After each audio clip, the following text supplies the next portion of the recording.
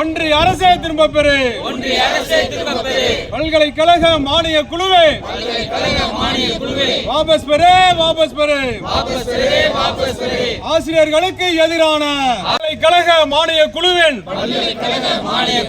2025 வரைவு அறிக்கையினை பறிக்காதே. ஒன்றிய அரசே பறிக்காதே. பல்கலைக்கழக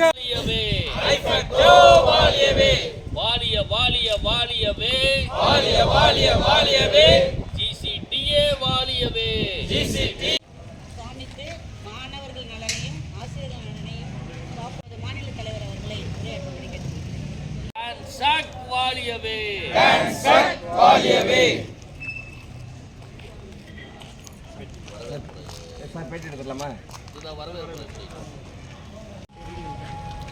அனைவருக்கும் வணக்கம்.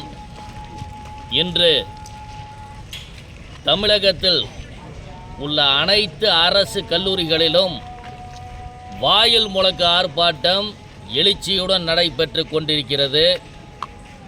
இந்த வாயில் முழக்க ஆர்ப்பாட்டம் நடைபெறுவதற்கு ஒற்றை கோரிக்கை தான். பல்கலைக்கழக மானிய குழு வெளியிட்டிருக்கும் வரைவு அறிக்கையினை திரும்ப பெற வேண்டும். ஏன் திரும்ப பெற வேண்டும் என்றால், இது ஆசிரியர்களுக்கு மாணவர்களுக்கு விரோதமாக வெளியிடப்பட்ட ஒரு அறிக்கை. மாநில அரசு பல்கலைக்கழகங்கள் எல்லாம் it is all state funded universities.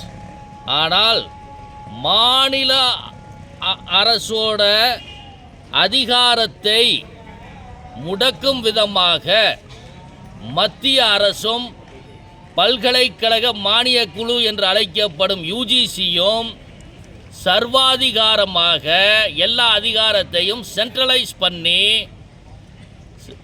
இது ஒரு அபாயகரமான ஒரு அறிக்கையை வெளியிட்டிருக்கிறது. இந்த அறிக்கை கல்வியாளர்களுக்கு, ஆசிரியர்களுக்கு பெரும் அதிர்ச்சியை ஏற்படுத்தி இருக்கிறது. இதை உடனடியாக திரும்ப பெற வேண்டும்.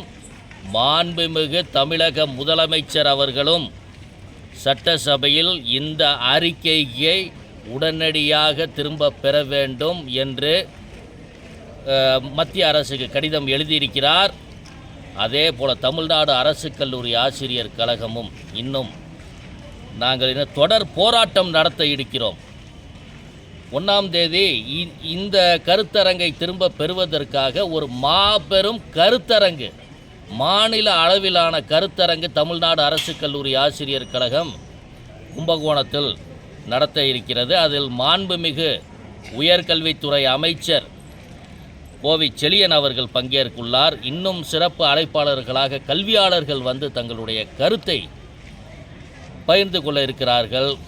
ஆகவே இந்த ஒற்றை கோரிக்கைக்காகத்தான் இந்த ஆர்ப்பாட்டம் நடைபெறுகிறது என்பதை தெரிவித்துக் கொள்கிறோம். நன்றி.